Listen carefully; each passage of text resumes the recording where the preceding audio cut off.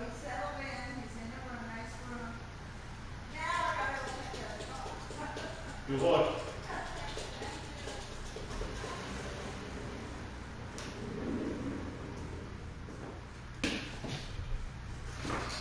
oh, I just wanna fuck you all over. Over and over again. You, sir, may fuck off.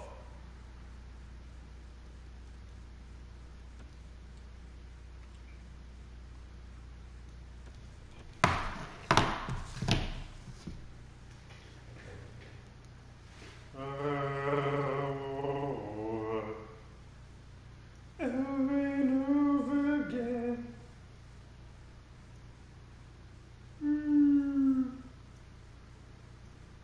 Hello, friends. Welcome to the show. This episode of the podcast is brought to you by ButcherBox. ButcherBox is a company that delivers 100% grass-fed and grass-finished beef, free-range organic chicken, heritage breed pork, and wild Alaskan salmon directly to your door, and the shipping is free. The incredible quality of ButcherBox meat starts with a commitment to humanely raised animals that are never given antibiotics or added hormones. And by taking out the middle person, ButcherBox is able to pass those savings directly onto you. You get at least 9 to 11 pounds of meat in each box, which is enough for 24 individual size servings. And you can choose from 4 curated boxes, including a mix of high-quality grass-fed beef, free-range organic chicken, or heritage breed pork, or you can customize your own box so you get exactly what you and your family love. I just get grass-fed beef. That's my favorite. I'm a ribeye fan. And they have, this food is going to get delivered to you and sealed up in these vacuum-sealed packets at the peak of freshness. They seal it, they freeze it, and it's delivered right to your door on dry ice. There's no commitment. You can cancel at any time. And the price is just $129 a month, which works out to less than $6 a meal. And shipping is free nationwide besides Alaska and Hawaii. It's really delicious meat, very, very high quality, and it's hard to get. If you're not in a place that has a supermarket that carries grass-fed meat, it's hard to find. And if you do find it, it's hard to find this high quality at this price. It's a great deal. And there's only 1 day left for ButcherBox. Incredible Black Friday offer. Act quickly, and you can get 8 free steaks in your first box, plus $20 off by going to butcherbox.com/Rogan. And if you're listening too late, they still have a fantastic special offer for you at butcherbox.com/Rogan. It's butcherbox.com/Rogan, or use the promo code Rogan at checkout. And again, you can cancel at any time.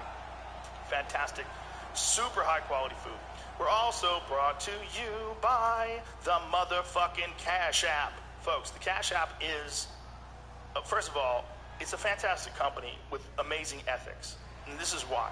Every time you download the Cash App from the App Store or the Google Play Market, if you use the promo code Joe Rogan, you will get $10. But the Cash App, even more importantly, will send $10 to our friend Justin Wren's Fight for the Forgotten charity, building wells for the pygmies in the Congo. So the company has an amazing heart.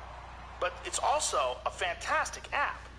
It's a great app to send and receive money, especially if like your friends owe you money, and just make them Cash App you. I'm sure you don't owe money to them, right? But now it's also the simplest way for you to grow your money with their new investing feature. So unlike other bullshit-ass investing tools that only let you buy entire shares of stock, Cash App lets you instantly invest as little or as much as you want. So some stocks on the market are hundreds, if not thousands of dollars per share. And now you can still own a piece with as little as $1. So stock investing is now so easy, even Bert Kreischer could do it. That's in there. It says my dog too, but it feels rude to read my dog could do it. But Bert, I think he could take a joke better. Cash App is also the easiest way for you to buy Bitcoin.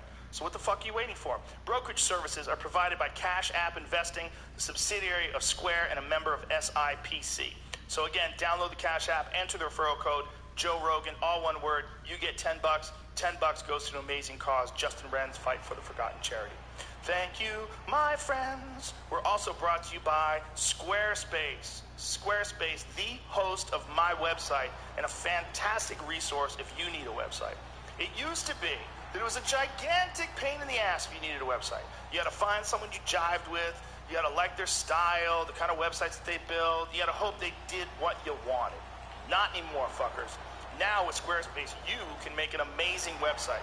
They have a simple, easy-to-use drag-and-drop user interface and gorgeous designer templates that will allow any moron, including me, to make a fantastic website. If you go to joerogan.com, that is a Squarespace website. DougStanhope.com, Squarespace website. DuncanTrussell.com, Squarespace website. Tons of artists and restaurants and stand-up comedians. A lot of people use it.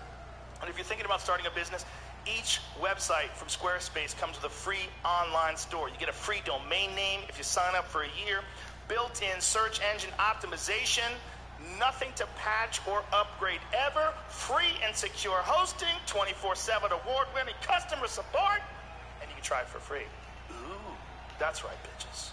Head on over to squarespace.com/Joe for a free trial, and then when you're ready to launch, use the offer code Joe to save 10% off your first purchase of a website or domain. It's a fantastic service. That's why they're willing to let you try it for free, because it really is that good. I mean, we held a contest a few years back, and we had people make Squarespace websites. We couldn't pick it was hard to pick a winner. It was almost random, because it's just amazing.